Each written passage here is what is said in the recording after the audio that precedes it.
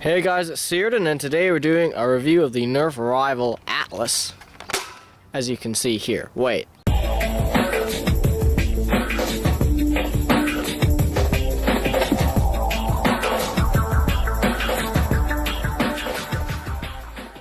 Hey guys, it's Searden, and today we're doing a review of the Nerf rival Apollo.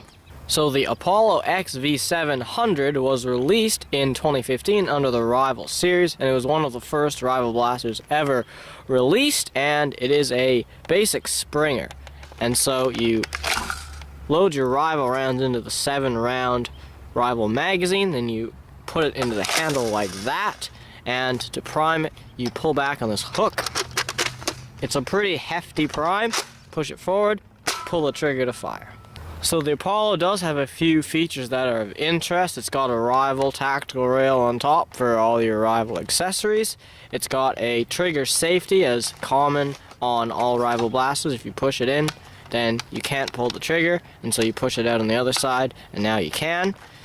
It's also got a priming indicator on the back, which, as you can see, isn't really all that helpful. And to take out the clip, you just press on this button in the back of the handle. Make sure you have the clip put in the right way, otherwise you can easily just launch the ball out, which is really annoying when you're trying to fire it. So I'm sure you're all wondering how I managed to shoot two at a time at the start of the video, and I'll show you how to do that now. So I've got a few rounds loaded into the magazine, and so first you gotta prime it normally like that. Second, you pull on this safety switch, which I didn't actually show, but what it is if in case you get a jam for whatever reason, you can't prime it back. You push down on this, and then you can prime it back without changing the spring. But this also lets you put in an extra round, and then you pull the trigger to fire 2 at a time in the shotgun burst. You can chamber up to 4 rounds before it just jams, and the range decreases with every ball you add. So that's the end of the overview of the Apollo. Now we're going to move on to the range test. Hey guys, it's Tom, and today we're here at the range to range test the Nerf rival Apollo. So we're just going to be shooting rival rounds because that's all it shoots. Starting off with flat shots, let's go.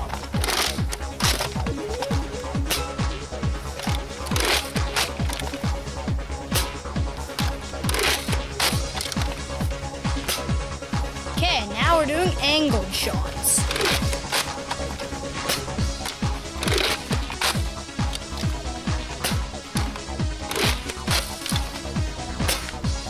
Okay, that's it for shooting the balls. Now let's check the ranges.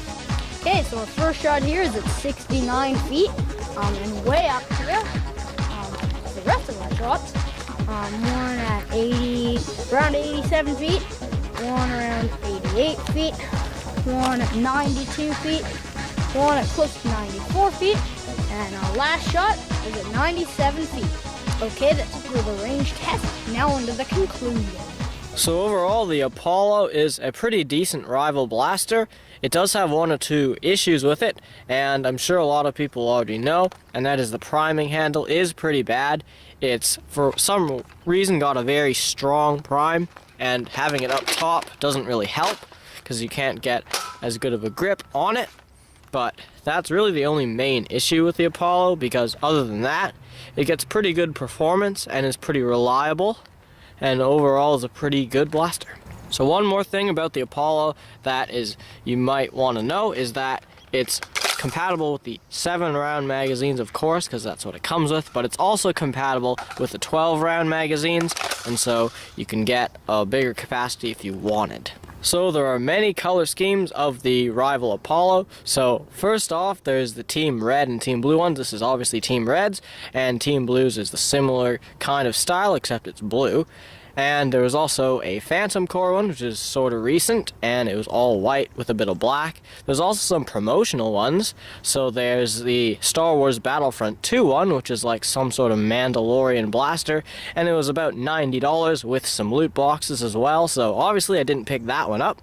And there's also one that's sort of like this one we have here, except it's for Deadpool, so it has some cool Deadpool decals, sort of like the Kronos has had. So that one's coming up soon. I'm not sure how much that costs, but it's probably going to be pretty expensive as well. But that's all the colors so far of the Apollo. So overall, the Apollo is a pretty good blaster, and I would definitely recommend it if you're getting into the rival series. It's a good starter blaster, and it performs pretty well. If you can see past the pretty bad priming handle, then you should have no issues with the Apollo.